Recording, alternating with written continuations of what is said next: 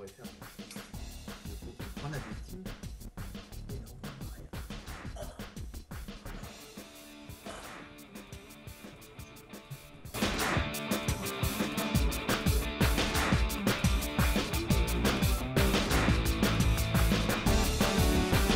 Et salut, c'est Nexmo. Aujourd'hui, on se retrouve pour le 3e épisode de la série. Avant toute chose, n'hésite pas à t'abonner et à activer les notifications pour ne pas rater la suite et à aller revoir les épisodes d'avant pour comprendre qu'est-ce que c'est le level up. Dans le premier épisode, je prends le temps de t'expliquer sous combien de parties je décortique chaque épisode et qu'est-ce que je fais dans cette émission. Dans le dernier épisode, je t'ai dit que le personnage que l'on allait traiter aujourd'hui était russe, qu'il était très costaud et qu'on aimerait bien avoir son dos. Et pour ceux qui l'ont trouvé, c'est Zangief, le catcheur dans Street Fighter, sur qui on va parler aujourd'hui. On va prendre une de ses compétences. Zangief est un personnage fictif qui est tiré de Street Fighter. Et on le voit pour la première fois dans Street Fighter 2, The World of Warrior, en 1991, en borne arcade.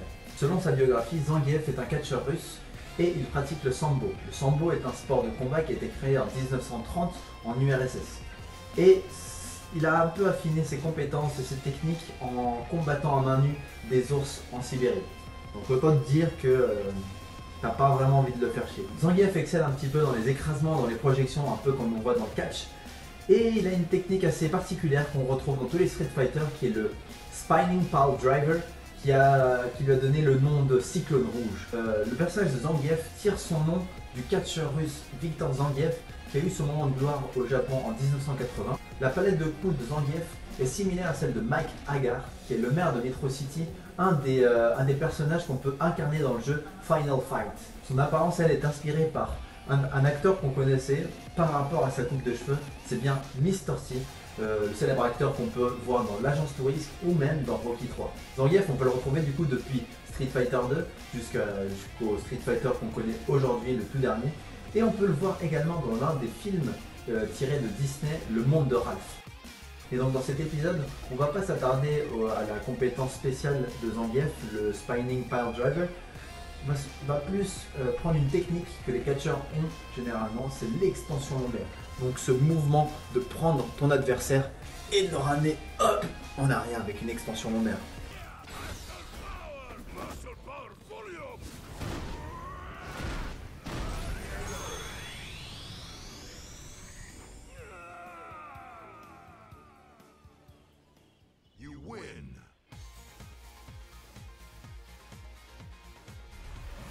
Et cette compétence demande vraiment une bonne musculature, une bonne préparation, bref, un dos hors norme.